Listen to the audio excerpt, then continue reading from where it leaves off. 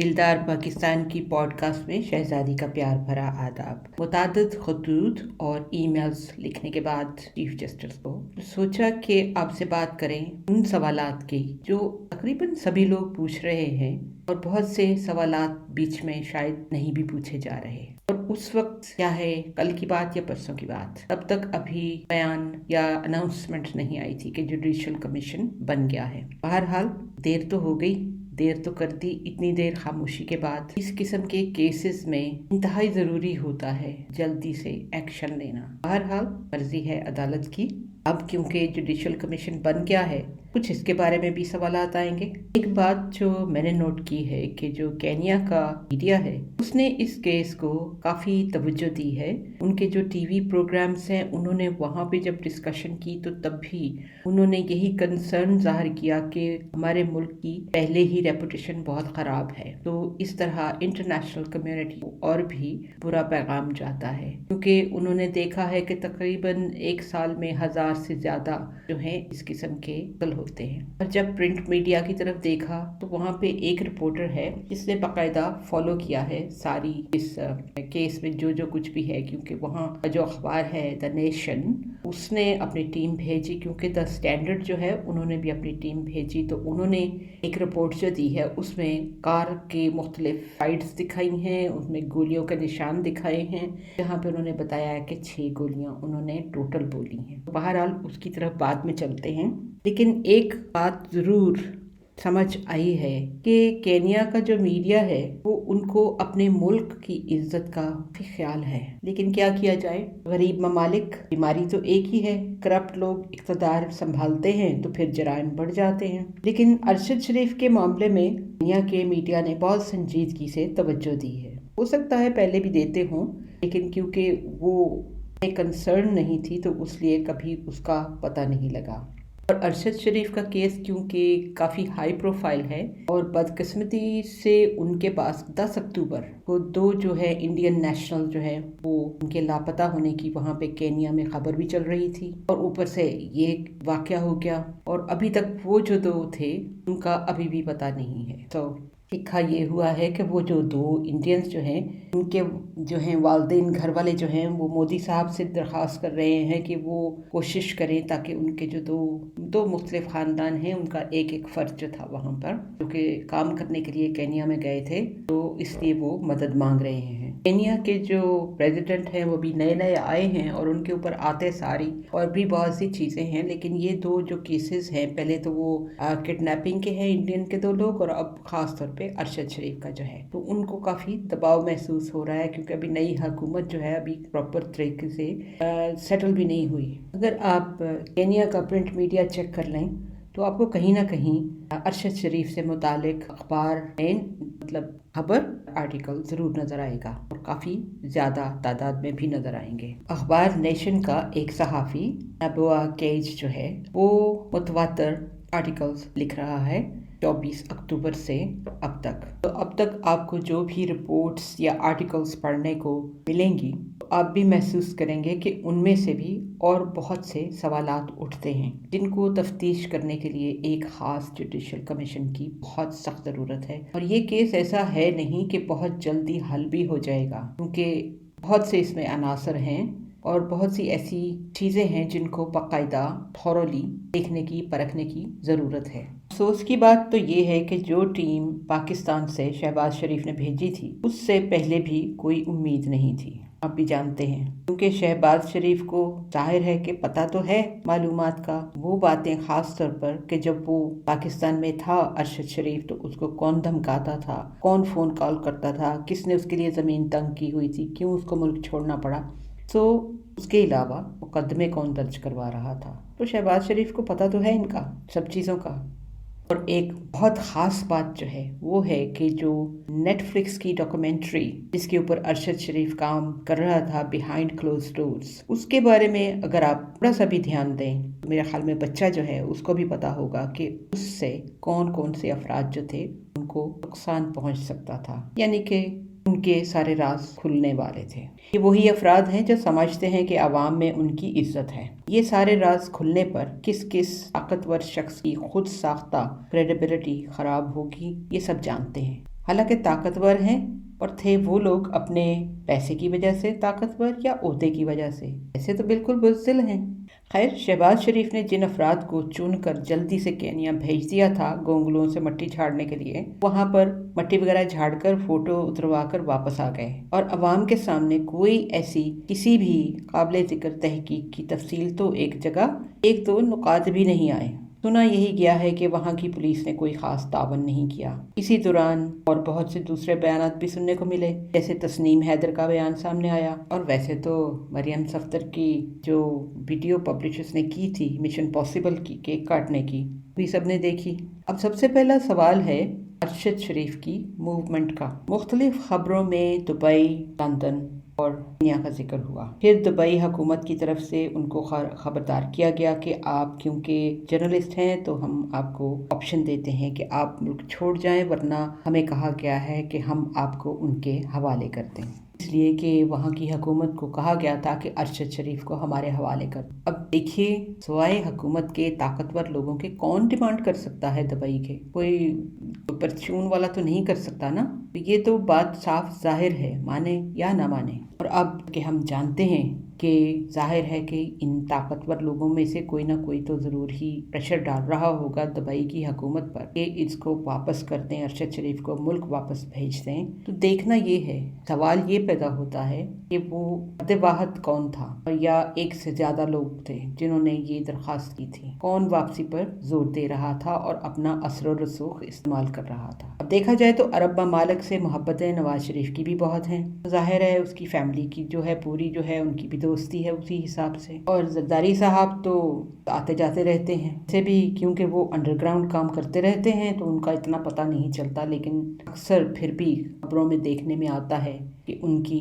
दौरफ्त जारी रहती है उन ममालिक में, यानी ख़ास तौर पे दुबई में। और वैसे भी करप्शन में उन्होंने भी काफ़ी नाम कमाया है, तो इतना अब मालूम नहीं कि इनका भी उस डॉक्यूमेंट्री में जिक्र था। जो प्रोमो में नज़र आया था उस वक्त वो शहबाज शरीफ का जिक्र हो रहा था प्रोमो में। और शहबाज शरीफ की जो तबीयत है कारहाना बल्कि जालिमाना, अभी अभी जो वाक़या हुआ है सेंटोरस टावर का, उससे कुछ अंदाज़ा हो गया होगा। जहाँ तक रह गया ताल्लुक डॉक्यूमेंट्री का, तो वो सिर्फ एक फर्द वाहिद के बारे में तो नहीं होगी ना, क्योंकि ये तो सब चेन जो है एक दूसरे के साथ जुड़ा हुआ है। इससे अगला सवाल उठता है उन दो मुतज़ाद खबरों से जो अरशद शरीफ की नक्लो हरकत से मुतालिक हैं, टाइमिंग की वजह से नज़र आती हैं। एक तरफ कहा गया कि उसको दुबई छोड़ना पड़ा, जैसे कि अभी पहले कहा, और वो केन्या चले गए। वजह ये बताई गई थी कि वहाँ का वीज़ा जल्दी लग जाता है, जिससे ये पता चलता है कि वो दुबई छोड़कर सीधा केन्या गए। फिर कुछ दिनों में उनको शहीद कर दिया गया। और इसके अलावा केन्या के जो प्रिंट मीडिया है वहाँ से यही पता चलता है कि वो तकरीबन 2 महीने से वहाँ रह रहे थे। इसके अलावा ये भी लिखा नज़र आया कि वो लंदन गए थे। अब ये नहीं पता कि लंदन कितने अरसे के लिए गए थे। बात करते हैं नेशन अखबार के जो रिपोर्टर हैं ख़ास, इनका अभी आपको पहले बताया था, नयाबा केज जो हैं, उन्होंने तकरीबन हर दिन कोई ना कोई आर्टिकल, कोई ना कोई जो आगे बड़ी है बात वो लिखी है अपने आर्टिकल्स में, और बहुत अच्छी इन्फॉर्मेशन दी है उन्होंने, बड़े अच्छे तरीके से कवर किया है। सबसे पहले 24 अक्टूबर को जब उन्होंने लिखा आर्टिकल, वो उन्होंने पाकिस्तान के लोगों का रिएक्शन जो था इस खबर के बारे में, उसके बारे में लिखा। और ये भी लिखा कि इंडिपेंडेंट पॉलिसी ओवरसाइट अथॉरिटी जो है उसने पाकिस्तान को बहुत जल्द रिस्पॉन्स किया। हमने पहला बयान भी सुना पुलिस का, और दूसरा भी वही बयान जिसकी बात है कि वो मिस्टेकन आइडेंटिटी है, जिसको लगता है कि अभी तक वो उसी बयान के साथ चिपके हुए हैं। शुरू के बयान से तो खैर हम समझ सकते हैं कि इतनी जल्दी तफ्तीश नहीं हो सकती, तो जल्दी जो बयान पुलिस के साथ इंटरव्यू करके लिया गया तो उसमें वही पता चला, क्योंकि वो बीच में एक और कार का जिक्र हो रहा था कि जो गुम हो गई थी, जिसकी रिपोर्ट हो गई थी कि बच्चा गायब हो गया, जो भी आप सब जानते हैं उसको। उसकी वजह से जो लगता है कि उन्होंने फौरन पैनिक में बयान दिया था, वो उसको उसी के साथ ही उन्होंने जोड़ा। तो हर जगह जो लिखा गया है उसमें एक बात तो खास लिखी हुई है कि वो वापस नैरोबी की तरफ जा रहे थे, क्योंकि ये वाकया जो है काजियारो काउंटी जो है उसमें हुआ। इस रिपोर्ट में एक बात जो है वो जिक्र है, जिसमें लिखा था कि जो ड्राइवर था वो जख्मी हुआ, लेकिन अब तक जो आम खबरें आई हैं, सुनने को पढ़ने को मिली हैं, उनमें तो यही सुना है कि उसको वो बिल्कुल ठीक था, तो कोई भी जख्म नहीं आया।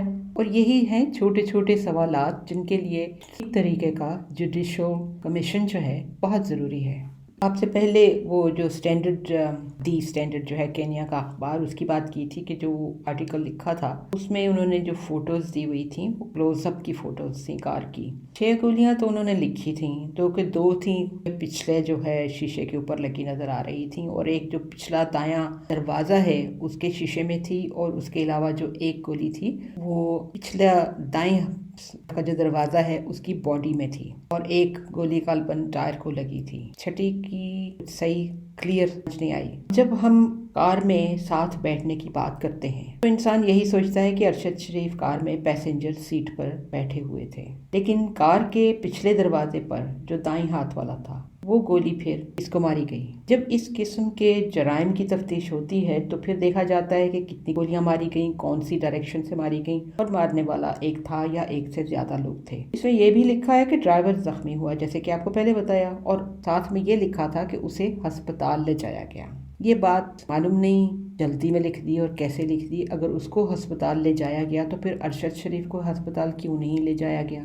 और अब जब पाकिस्तान में कुछ टीवी पर समझ लीजिए या वीलॉग्स के हिसाब से, याद नहीं है किसका वीलॉग था, और उसमें ये भी अंदाज़ा लगाया गया था कि शायद कार में 3 लोग थे, लेकिन जो आप और आर्टिकल्स या रिपोर्ट्स पढ़ते हैं तो लगता है कि 2 ही थे, 3 नहीं थे, क्योंकि जब गोलियां पिछले दरवाजे से लगी तो अगर जो भी बैठा होगा पिछले सीट पर उसको कुछ ना कुछ तो जख्म आया होगा ना, जो कि किसी रिपोर्ट में नहीं है।